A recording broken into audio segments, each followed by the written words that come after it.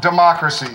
Senator Cruz, you have said the world would be safer today if Saddam Hussein were still in power in Iraq, Muammar Gaddafi ruled Libya, and Hosni Mubarak ruled Egypt. So would it be your policy to preserve dictatorships rather than promoting democracy in the Middle East?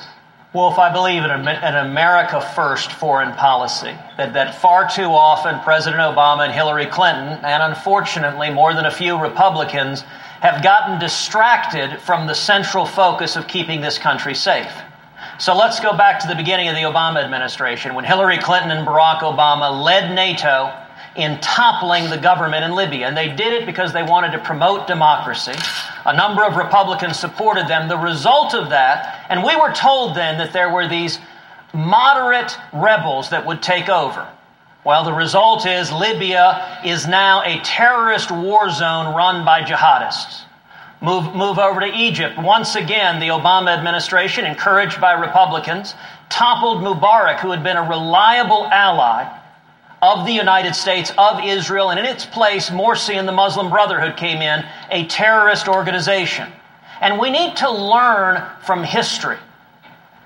These same leaders, Obama, Clinton, and far too many Republicans, want to topple Assad. Assad is a bad man. Gaddafi was a bad man. Mubarak had a terrible human rights record. But they were assisting us, at least Gaddafi and Mubarak, in fighting radical Islamic terrorists. And if we topple Assad, the result will be ISIS will take over Syria, and it will worsen U.S. national security interests. And the approach, instead of being a Woodrow Wilson democracy promoter, we ought to hunt down our enemies and kill ISIS rather than creating opportunities for ISIS to take control of new countries. Thank you, Senator. Senator Rubio, you supported the removal of Muammar Gaddafi in Libya. Now that country is in turmoil as ISIS is clearly growing there. Senator Cruz says you haven't learned your lesson.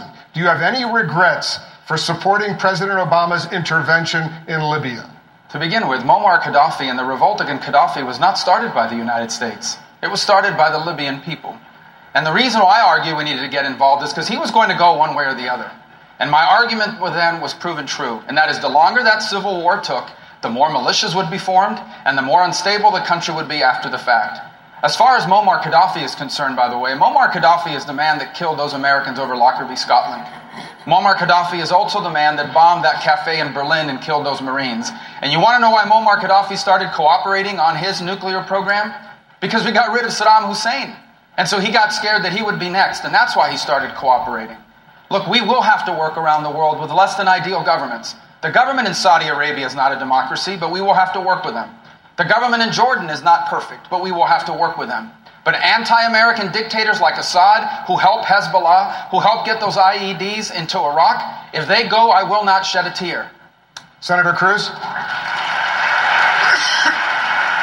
Well, it's more than not shedding a tear. It's actively getting involved to topple a government. And we keep hearing from President Obama and Hillary Clinton and Washington Republicans that they're searching for these mythical moderate rebels. It's like a purple unicorn. They never exist. These moderate rebels end up being jihadists. And I'll tell you whose view on Assad is the same as mine. It's Prime Minister Netanyahu. Prime Minister Netanyahu has said Israel doesn't have a dog in that fight because Assad is a puppet of Iran, a Shia radical Islamic terrorist, but at the same time, Prime Minister Netanyahu doesn't want to see Syria governed by ISIS, and we need to focus on American interests, not on global aspirations. Everybody stand by for a moment. Governor Kasich, go ahead. I don't understand this thing about Assad. He has to go. Assad is aligned with Iran and Russia. The one thing we want to prevent is we want to prevent Iran being able to extend a Shia crescent all across the Middle East. Assad's got to go. And there are moderates there. There are moderates in Syria who we should be supporting. I do not support a civil war. I don't want to be policemen of the world, but we can't back off of this. And let me tell you, at the end, the Saudis have agreed to put together a coalition inside of Syria to stabilize that country. He must go. It will be a blow to Iran and to Russia. We're going to talk about Assad in a moment. Mr. Trump, are Americans safer with dictators running the world in the Middle East? In my opinion, go ahead, Mr. Trump. In my opinion, we've spent $4 trillion trying to topple various people that, frankly, if they were there and if we could have spent that $4 trillion in the United States to fix our roads, our bridges, and all of the other problems, our airports, and all of the other problems we have, we would have been a lot better off. I can tell you that right now. We have done a tremendous disservice, not only to the Middle East, we've done a tremendous disservice to humanity. The people that have been killed, the people that have been wiped away, and for what? It's not like we had victory. It's a mess. The Middle East is totally destabilized, a total and complete mess. I wish we had the $4 trillion or $5 trillion. I wish it was spent right here in the United States on our schools, hospitals, roads, airports, and everything else that are all falling apart. Thank you. That is exactly what President Obama said. Go ahead. That's exactly what President Obama has said. I'm amazed to hear that from a Republican presidential candidate. But let's just start with who got it wrong. Who really got it wrong? Hillary Clinton has gotten every foreign policy challenge wrong. The gimmicky red reset button with Vladimir Putin. Recall that she called Bashar al-Assad a positive reformer, and then she opened an embassy. And then later she said over and over and over again, Bashar al-Assad must go, although she wasn't prepared to do anything about it. Recall that Hillary Clinton was all for toppling Muammar Gaddafi, then didn't listen to her own people on the ground. And of course, when she lied about the terrorist attack in Benghazi, she invited more terrorist attacks. Thank you. Mr. Trump. Well, there's nothing to respond to. People feel differently. I mean, the fact is Benghazi was a disaster because of Libya. Everything just fell into place. It could not have been worse. What do we have now? We have nothing. We've spent $3 trillion and probably much more. They have no idea what we spent. Thousands and thousands of lives. We have nothing. Wounded warriors all over the place who I love. We have nothing for it. And by the way, and Ben said, and correctly, and I'm not saying this is a knock, because this is one of the finest men. You're not going to find a finer man. But I've been talking about oil for 3 years. I've been saying, take the oil, take the oil. I didn't say just bomb it. I said take it and use it and distribute it so that the wounded warriors and people. But I've been saying this now for many years. Now, all of a sudden, everybody's saying take the oil. It wasn't so fashionable to take the oil 6 months ago. I've been saying it for years. Dr. Carson, is the Middle East better off with dictators? No one is ever better off with dictators, but there comes a time, when you're on an airplane, they always say, in case of an emergency, oxygen mask will drop down, put yours on first, and then administer help to your neighbor. We need oxygen right now, and we need to start thinking about the needs of the American people before we go and try to solve everybody else's problems. The fact of the matter is the Middle East has been in turmoil for thousands of years. For us to think that we're going to go in there and fix that with a couple of little bombs and a few little declarations is relatively foolish. Governor Bush. Look, I think we're focusing on hold on, Governor Bush. Here's the question. You said getting rid of Saddam Hussein, in your words, was a pretty good deal. In light of what has happened in Iraq, do you still feel that way? I do, and I think the lessons learned are that we have to have a strategy to get in and a strategy to get out, which means that you create a stable situation. This president, and this is what the focus ought to be, it's not the differences between us. It's Barack Obama does not believe America's leadership in the world is a force for good. He does not believe that our strength is a place where security can take place. He leads from behind. He creates an environment that now we're creating the most unstable situation we've had since the World War II era. The focus ought to be on the simple fact that Hillary Clinton wants to double down on a failed foreign policy, and we need to be united to defeat that, because we're going to be in a place that is far less secure than it is today. You agree, Senator Paul? Was getting rid of Saddam Hussein a pretty good deal? These are the fundamental questions of our time, these foreign policy questions, whether or not regime change is a good idea or a bad idea. I don't think because I think the regime change was a bad idea, it means that Hussein was necessarily a good idea. There's often variations of evil on both sides of the war. What we have to decide is whether or not regime change is a good idea. It's what the neoconservatives have wanted. It's what the vast majority of those on the stage want. They still want regime change. They want it in Syria. They wanted it in Iraq. They wanted it in Libya. It has not worked. Out of regime change, you get chaos.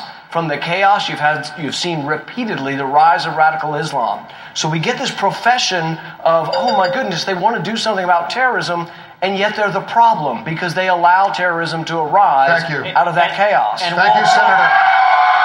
Hugh Hewitt, go ahead. The question of whether we should be toppling dictatorships is asking the wrong question. We should be defeating our enemies. So the problem with defeating... Senator, we're going to get to you. Wait your turn. We have 2 hours debate. We'll have plenty of time. Let Hugh ask his question. Well, but let me explain. The focus should be on defeating our enemies. So, for example, Senator, a regime you'll have should plenty of opportunity. Is Iran, because Iran has declared war on us. But we shouldn't be toppling regimes that are fighting radical Islamic terrorists and that are helping. These are the rules all of you agreed to. Hugh, go ahead with your question. Mr. Trump, yes. We are talking about the most important thing. That's why it's heated. And you're okay with Mr. Assad staying in power, but you're also in favor of winning. If he stays in power, Iran is winning. Hezbollah is winning. Iran is winning in Yemen. They are winning everywhere. If they're winning, how can we be winning? I think Assad is a bad guy. Very bad guy. All right? Lots of people killed. I think we're backing people. We have no idea who they are. The rebels. We call them the rebels. The patriotic rebels. We have no idea. A lot of people think that they're ISIS. We have to do one thing at a time. We can't be fighting ISIS and fighting Assad. Assad is fighting ISIS. He's fighting ISIS. Russia's fighting now ISIS. And Iran is fighting ISIS.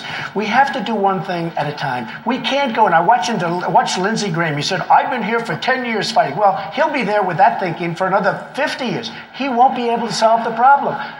We have to get rid of ISIS first.